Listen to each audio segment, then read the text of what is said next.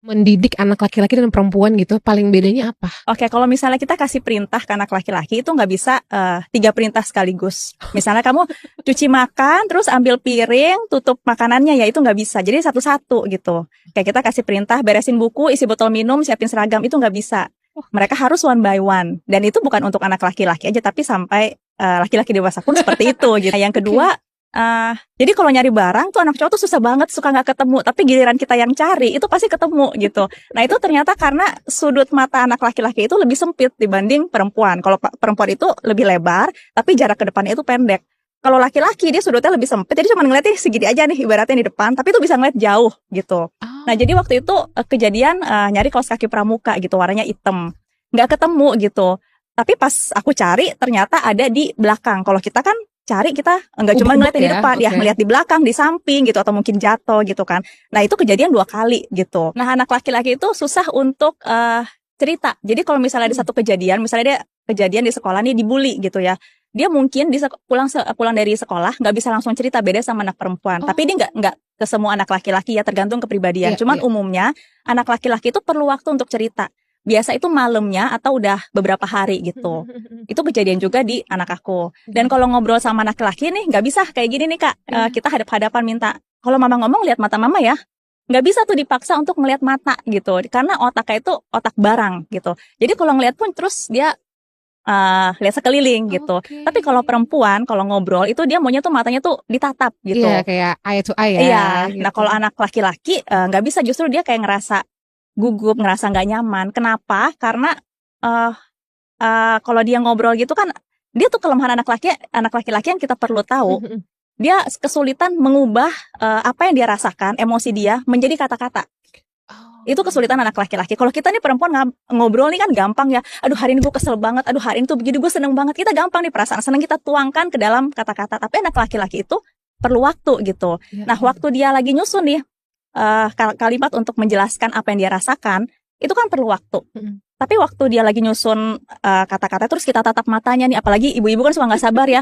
Aduh cerita kok lama amat. Terus jadi yang ngebully siapa? Misalnya penasaran, kita pengen dengar ceritanya.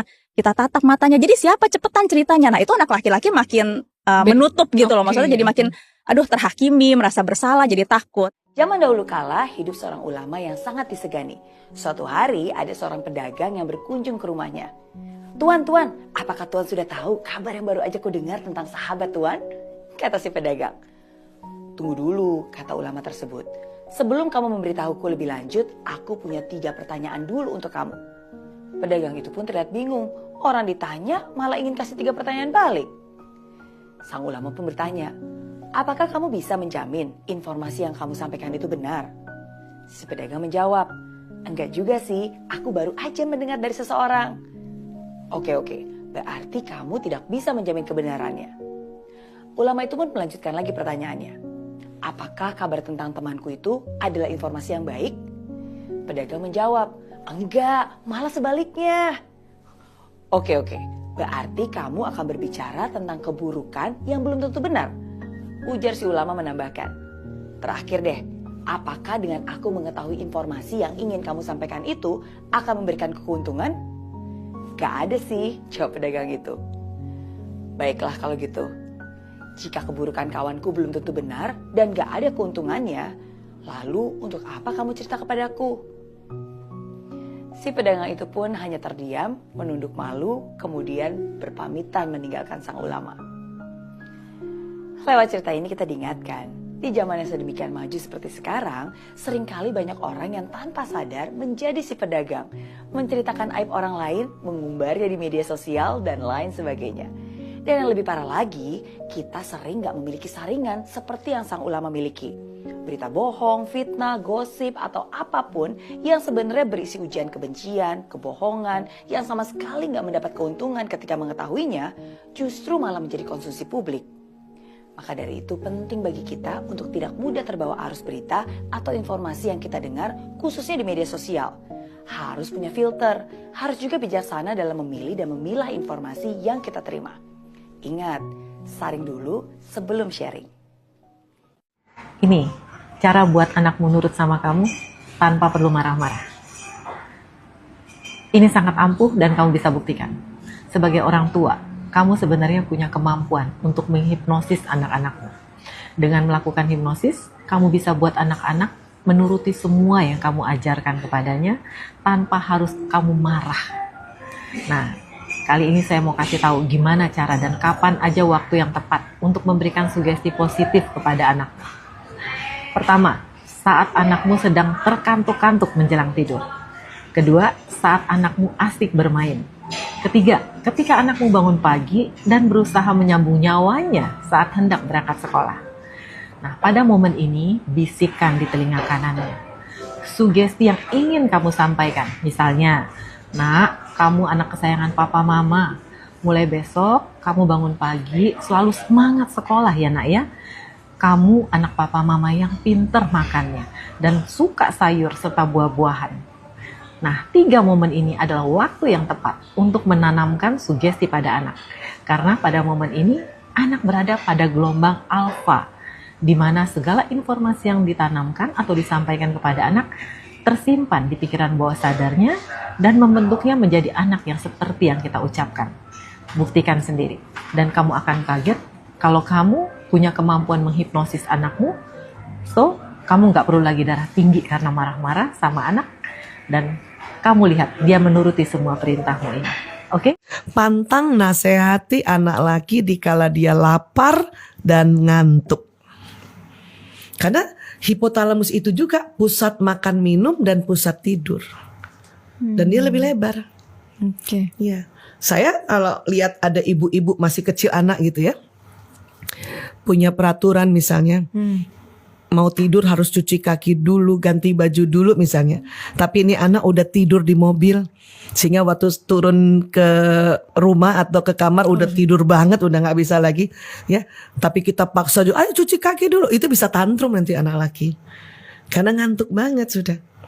Nah, mending kita sesekali ya nggak apa-apa, sudah dia sudah tidur, kita aja bersihin kakinya pakai handuk basah, kita buka bajunya, nggak usah paksa dikala dia harus ngikutin peraturan bahwa harus cuci kaki sebelum ke tempat tidur. Udah ngantuk. Iya, kalau aku udah tidur aja. Betul, itu betul. Udah ngantuk. Jangan bangunin singa tidur. Iya. Dok, kalau anak harus diperlakukan misalnya kayak diladenin atau apa, ada batas umurnya nggak dok? Supaya pengennya tuh dia gede bisa mandiri kan. Aku nggak mau juga dia dikit-dikit nyuruh, dikit-dikit dia bergantung sama orang yang di rumah gitu. Iya.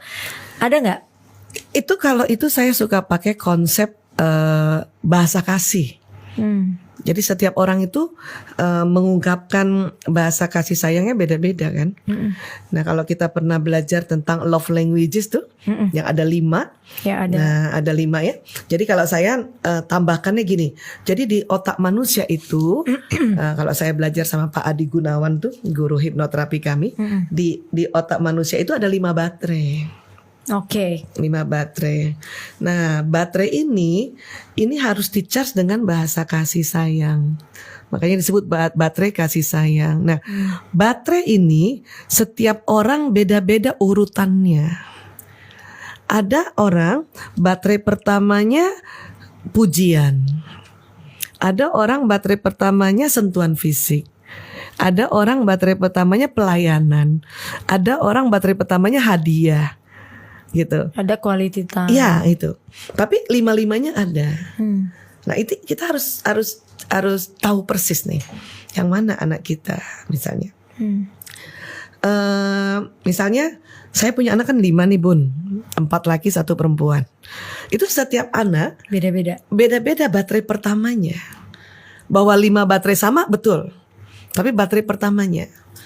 Anak saya baterai pertamanya tuh pujian. Jadi sampai sekarang dia udah dokter juga. Kalau ketemu saya harus puji dia 1 kali aja minimal. Itu dari kecil sampai gede nggak berubah ya dok? Nggak berubah. Ciri khasnya orang baterai pujian tuh biasanya yang sering muji, terus juga muji dirinya gitu. Bunda, hebat nggak aku Bunda? Iya. Keren nggak aku Bunda? Iya. Nah, kalau dari kecil dia begitu, berarti ini dia baterainya yang word of affirmation tuh. Ya, yang pujian. dukungan atau pujian. Ya Arsi itu. Iya, saya lihat Arsi gitu. Pokoknya kalau Arsi bikin sesuatu, puji dulu. Iya. Tapi namanya ngecharge baterai nggak perlu 24 jam. gitu. Sekali kah, 2 kali, 3 kali gitu. Dan nggak usah merasa oh nanti dia besar kepala, enggak.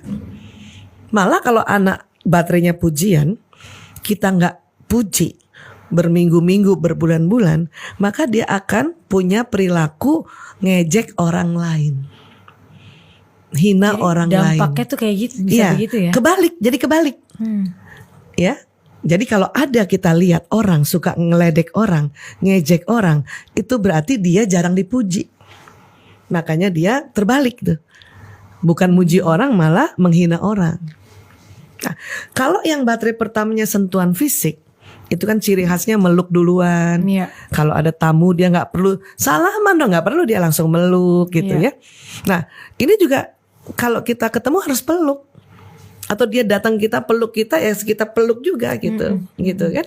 Nah anak yang baterai pertamanya pelukan ini apabila kosong itu akan jadi anak yang suka mencubit. Oh bukan minta pelukan orang lain Iya ya? iya malah Oh, jadi mencubit. cubit Jadi ya? kebalik kan, bahasa kebalikan. Ya? Kebalik. Oke, jadi tadi satu-satu kita bahas ya, Ya. Dok ya. Kalau pujian gak dipuji dia akan Menghina jadi atau ngeledek. membuli juga mungkin ya. Ya bully verbal. Bully verbal ya. Ya. Itu kalau dikurang dipuji. Kalau yang tadi Dipeluk, dia peluk, akan mencubit atau memukul atau menggigit malah gitu. Nah ada lagi yang pelayanan, act of service. Ini biasanya anak-anak yang anak tegas betulnya, anak yang selalu kepengen bantuin bundanya. Kalimatnya gini, aku aja bun, sini aku aja yang bantuin bun. Ya arsi juga itu. Sebetulnya 5-5-nya ada. Cuma mana yang lebih dominan Mana ya? yang lebih dominan? Oke. Nah, Kalau usia- itu tidak terjadi apa itu efeknya? Itu yang suka nyuruh-nyuruh orang di luar sana, membuli dengan nyuruh-nyuruh orang, nyuruh dengan kasar, gitu. Nah ini, jadi kan ada anak-anak yang aku aja bun, yang dorong kereta dorong misalnya di supermarket. Dan kadang kita suka Jangan, udah kita aja gitu. Kita aja. Nanti kamu nabrak-nabrak. Aduh, salah konsep. Saya juga dulu gitu. Anak kedua saya tuh yang baterainya pelayanan, kasihan juga. Kita ilmu ini baru muncul 10 tahun terakhir, love languages ini. Dan tapi itu paten banget. Banget. Nah, itu kalau tidak terpenuhi, itulah yang justru dia akan menjadi orang yang suka teriak-teriak minta tolong orang. Tetapi namanya juga kita kadang-kadang lupa ya, kita sempat melayani apa enggak gitu kan ya. Jadi baterai pelayanan selain dia yang mau layanin, dia juga seneng kalau lihat ibunya masakin, ibunya ambilin piring, ambilin nasi, mandiin, itu pelayanan. Nyisirin, itu pelayanan. Nah kalau itu nggak terjadi, itu dia akan teriak-teriak manggil mbak gitu lah, minum gitu. Nah, itu pun kalau ada anak kayak gitu, kita langsung astagfirullah, jangan-jangan udah lama banget nih baterai pelayanan kita dia kosong. Maka untuk membuat dia ya, kita beri nasihat supaya dia nggak teriak-teriak, malah kita ambilin minum, kasih ke dia. Jangan kaget tuh, kok bunda yang ambilin? Iya, ini ada minum. Udah dia minum, ya baru kita bilang kalau nyuruh orang, ya suaranya yang baik, jangan teriak-teriak gitu. Supaya apa? Supaya baterainya isi dulu. Iya, asi dulu yang dia mau, Iya, baru masukin. Iya.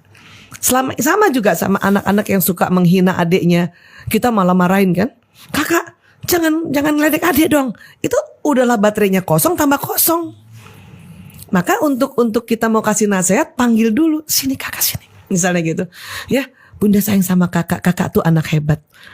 Kak, kalau ngeledek adik itu nggak enak. Jadi cas dulu baterainya, puji dulu dia. Atau yang pelukan tadi, dia cubit adiknya, ya misalnya, kakak kok cubit adik, itu tambah kacau itu nanti. Sudah kosong baterainya, tambah dimarahin. Maka kadang kita caranya ternyata, kakak sini, peluk dulu, karena dia kosong baterainya. Peluk dulu, usap, baru tanya. Ini sambil diusap, sambil ngecas. Kakak kenapa sih cubit adek gitu? Itu kan sakit, tapi kita ngecas dia. Nggak gitu. Nah itu tuh yang cara menurut saya cara gampang dan cara asik. 5 ciri-ciri anak yang punya mental miskin. Yang pertama, tidak punya tujuan hidup. Jadi kalau ditanya, mau kuliah kemana? Nggak tahu. Mau kerja apa? Nggak tahu. Mau punya hobi apa? Nggak tahu. Mau punya kemampuan apa? Nggak tahu. Dan ditanya apapun tujuannya, tidak pernah tahu apa tujuan dalam hidupnya. Yang kedua, selalu rendah diri. Jadi anak ini selalu merasa bahwa dirinya nggak mampu, nggak bisa, minder, nggak percaya diri, pemalu, penakut, insecure, introvert, dan masih banyak lagi. Jadi anak ini bukan berusaha untuk berjuang, tapi malah rendah diri. Yang ketiga, harus selalu disuruh-suruh. Jadi anak ini kalau nggak disuruh, nggak bakal jalan. Mandi harus disuruh, ibadah harus disuruh, makan harus disuruh, dan melakukan kegiatan apapun harus selalu disuruh-suruh. Dan ingat, anak yang selalu disuruh-suruh adalah anak yang memiliki mental miskin. Yang keempat adalah suka minta-minta, di mana anak ini mau handphone, minta, mau laptop, minta, mau motor, minta. Bukannya berusaha untuk mencoba melihat bagaimana apa peluang yang bisa dilakukan, coba belajar jualan, coba belajar bikin konten, tapi mau apapun selalu minta-minta. Sehingga anak ini selalu diajarkan untuk mengemis dan minta-minta sama orang tuanya. Yang kelima adalah malas dan suka rebahan terus. Jadi anak ini kerjaannya di kamar doang, gak ngapa-ngapain, main handphone, dan yang dibutuhkan hanya handphone, pulsa, kuota, dan wifi.